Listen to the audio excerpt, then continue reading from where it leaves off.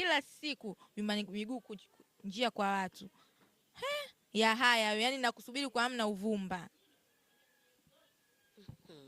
Na ndio maana kwao walifukuzwa, na ndio maana wanatangatanga. Yaani watoto wadogo hawajielewi.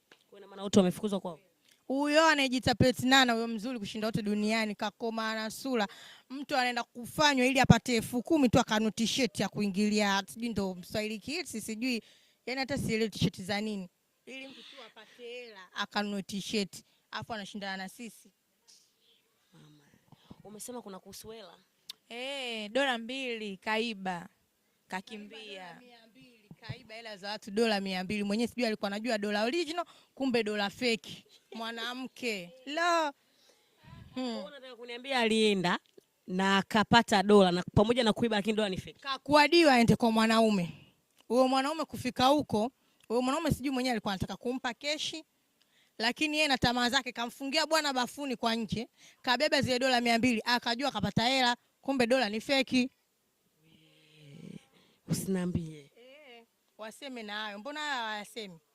Kwa maana alipokuja kuchange ndo kukutana na dola fake au alipofika ni, yani mimi natamani kujua nyinyi mlijoje kama dola walizochukua ni fake. Kwa sababu sisi ndo tulomuunganishia kwa mwanaume. Na mwanaume katupigia simu katuambia, "Yule shoga yenu mshamba, anajua zile dola original kumbe ni fake." Jamani. Yani alafu akichokoza timu moja, sisi tupo yani 3 sisters. Si unaelewa? Yani Magomeni nzima akimchokoza Naima, sasa katuchokoza na sisi. Yani sema sijui Naima aje peke yake, hapana. Yani ukimchokoza Naima tupo na sisi, alafu sema sijui uchogo. Ha! Dada.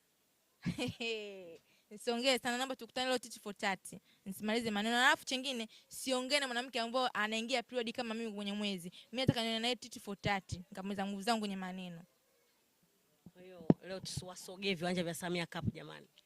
Waje wasogee, wasisahau tu kuniletea huyo Kobisi. Maana shida Masamba niko rere. Waniletee na mpenzi wangu. Jamani wana Ushashambe, kama mlivyosikia.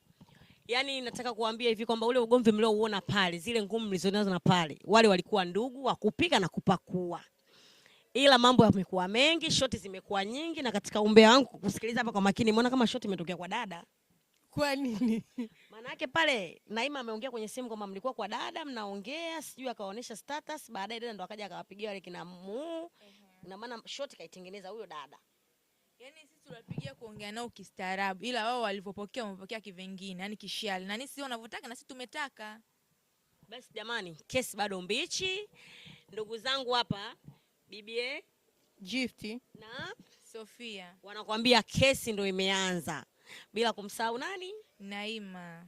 Jamani, anawaambia hivi kesi ndo kwanza imeanza, popote mtakapokutana, bifu linaendelea. Hii ngoma haiishi mpaka iishe.